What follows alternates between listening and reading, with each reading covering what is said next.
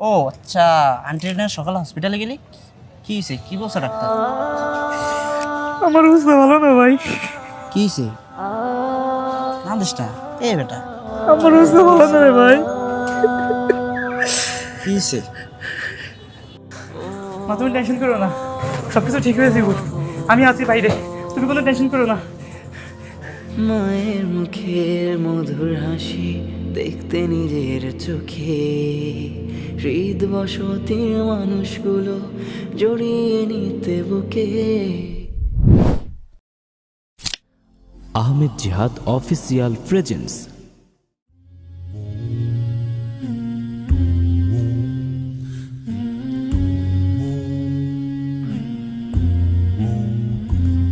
Patient আপনার কে হয়? Sir আমার মা হয়। আপনার পেশেন্টের রিপোর্টের অবস্থা তো খুবই খারাপ। স্যার কি আসছে রিপোর্টে স্যার? ওনার যে রিপোর্টের অবস্থা, ওনার দুইটা কিডনি কিন্তু ফাংশন করতেছে না, দুইটা কিডনি মোটামুটি ড্যামেজ। স্যার এখন কি করা যায়? এখন করা বলতে আমি ওষুধপত্র লিখে দিতেছি, সাথে মাসে 2 থেকে 3 বার কিডনি ডায়ালাইসিস করা লাগে।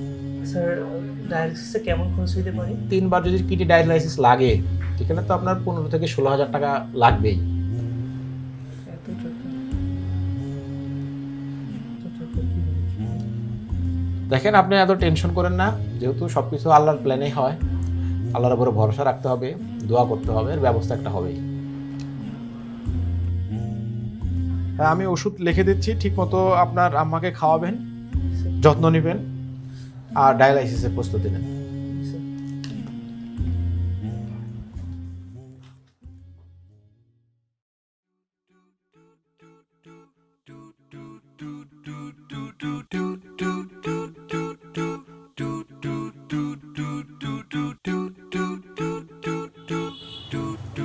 ভাইয়া মেনুটা।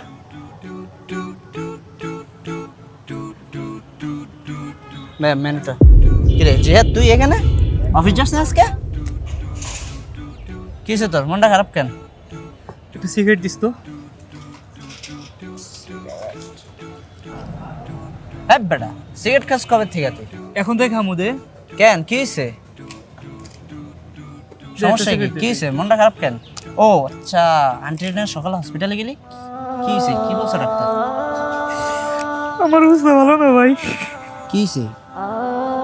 কাঁদিস না এ বেটা, আমার অবস্থা ভালো না রে ভাই। কি হয়েছে? কি হয়েছে বল, কি হয়েছে? আমার কিডনি নষ্ট হয়ে গেছে। থাক, ঠিক হয়ে যাবে, আল্লাহ একটা ব্যবস্থা করবোই। এলে মনটা খারাপ করিস না। আর কি বলছো ডাক্তার? বলছে মাসে 2 বার করে কিডনি ডায়ালিসিস করতে হইব, মাসে 15-16,000 টাকা খরচ। আল্লাহ একটা ব্যবস্থা করবে, টেনশন করিস না তুই। আল্লাহর বান্দা, আল্লাহ একটা ব্যবস্থা করবে। আমরা কি ব্যবস্থা হতে আমারে ক। কর্পোরেট চাকরি করি, 18,000 টাকা বেতন, এই টাকা দিয়ে আমি নিজের সংসার চালাবো না, মার চিকিৎসা করাবো, তুই ক আমারে। থাক, আমরা আসি না বেটা পাগল, আমরা আসি না। আল্লাহর বান্দা, আল্লাহ একটা ব্যবস্থা করবো, সব ঠিক হয়ে যাবে। দুপুরে কিছু খাইছিস তুই? তুই তারা, আমি তোর জন্য জুস নিয়ে আসতেছি, বস। যাস না, থাক, না লাগবে না। তুই আমি তোর জুস নিয়ে আর লাগবে না, তুই আমার একটা সিগারেট দে। না তুই এটি পাগলামি করিস না, এটি কিলা পাগলামি করিস, তুই আমি আসতেছি।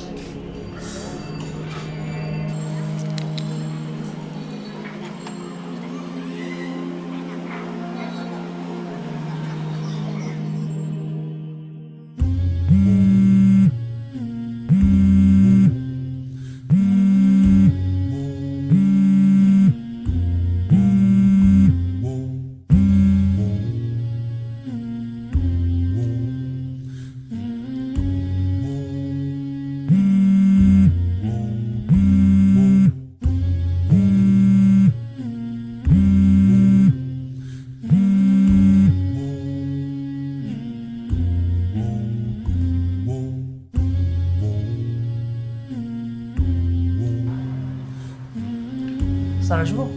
আসেন, জি স্যার। বসেন। এত কল দিতেছি, কল ধরেন না কেন? এই স্যার, ওই কাজে একটু ব্যস্ত ছিলাম স্যার। তো কোনো কিছু নিয়ে কি দুশ্চিন্তা আছেন নাকি? জি স্যার, একটু সমস্যার মধ্যে আছে। গতকালকে অফিস সময়ের আগে আপনি কোথায় গিয়েছিলেন? স্যার আমার আম্মু অসুস্থ, তো কালকে ডক্টরের কাছে নিয়েছিলাম। আমি সব কাজ শেষ করে আলামিন ভাইকে বুঝিয়ে দিয়ে গেছিলাম। আচ্ছা, আপনাদের বাসা বা অ্যাসিস্ট্যান্ট এখানে না? জি স্যার। আচ্ছা, আমাদের ওখানে ফিল্ড অফিসার উনি তো চাকরি ছেড়ে দিয়েছে। এখন আমি চাচ্ছিলাম আপনি এখানে অফিস সময়ের পরে ওখানে 2 ঘন্টা ডিউটি করেন।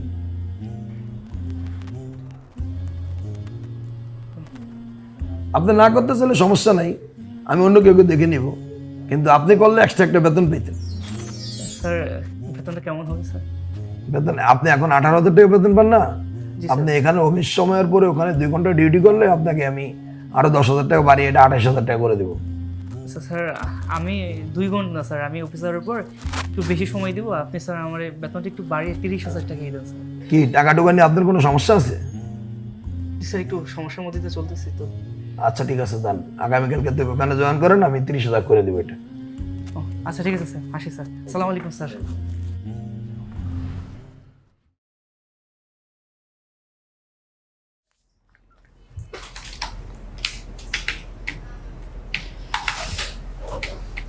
জিয়াদ ভাই, ফাইলগুলো কি রেডি হচ্ছে?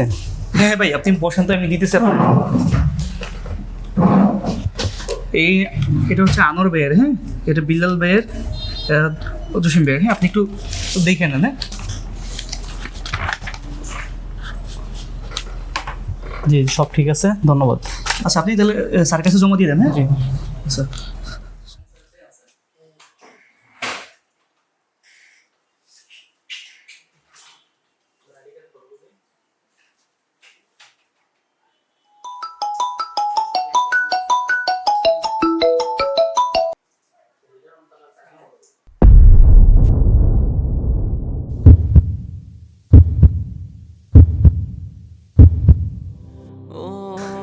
মা তুমি টেনশন করো না, সব কিছু ঠিক হয়ে যাব। আমি আছি বাইরে, তুমি কোনো টেনশন করো না। মায়ের মুখের মধুর হাসি দেখতে নিজের চোখে, হৃদ বসতির মানুষগুলো জড়িয়ে নিতে বুকে। মায়ের মুখের মধুর হাসি দেখতে নিজের চোখে, হৃদ বসতির মানুষগুলো জড়িয়ে নিতে বুকে। স্যার খবর কি স্যার? দুঃখিত, আমরা চেষ্টা করলাম কিন্তু পারলাম না।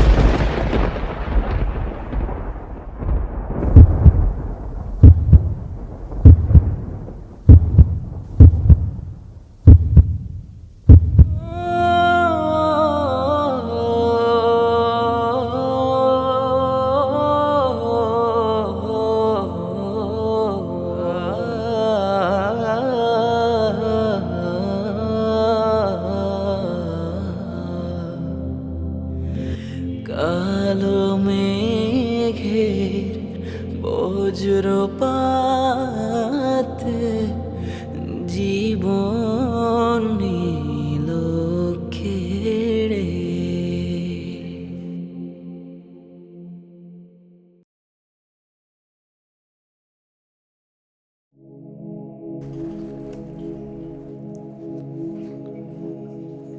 জিয়াদ সাহেব, আপনার গত মাসের বেতনটা।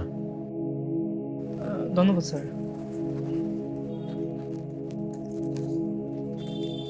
স্যার কিছু বলবেন? আপনার এই পরিস্থিতিতে কেমনে যে বলি। বসেন না স্যার, সমস্যা নেই, বলেন আপনি। জি, কিছু বলার ছিল, এই পরিস্থিতির মাঝে কেমনে যে বলি। স্যার সমস্যা নেই, আপনি বলেন স্যার।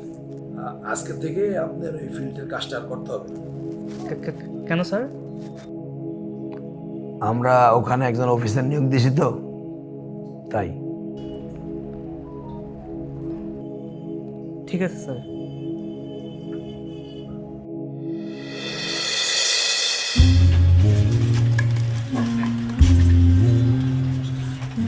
আপনি গুজগাছ শেষ, বের হন। বন্ধ গেলে তো বেরো।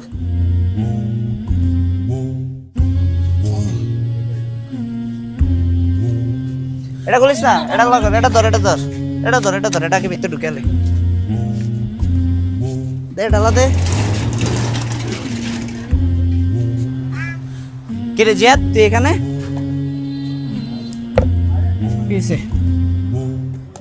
এখনো বাসে যাস নাই? কিরে অফিসের ব্যাগ মানে অফিস শেষ করে এখনো বাসায় যাস না তুই? কি হয়েছে? কেমনে বাসায় যাই ক? আচ্ছা কয়দিন এই সুন্দর ঘরটা কেমনে আমি ঢুকি? আমার খালি দম বন্ধ হয়ে আসতেছিল। যার মা নাই হ্যাঁ বুঝে। থাক বন্ধু, কান্নাকাটি করিস না। আন্টির জন্য বেশি বেশি করে নামাজ পড়ে দোয়া কর, এটাই ভালো হবে।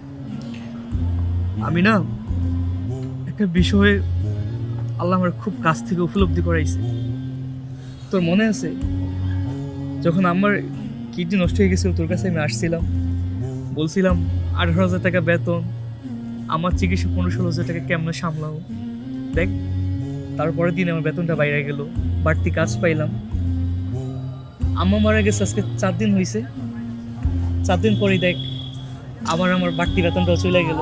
এটাই বন্ধু তোর আমি ওদিন বুঝাইতে চাইছিলাম যে দেখ, রিজিক আন্টির জন্য আসছিল, আবার আন্টি চলে গেছে, তার জন্য আন্টির উসিলায় রিজিকটাও চলে গেছে।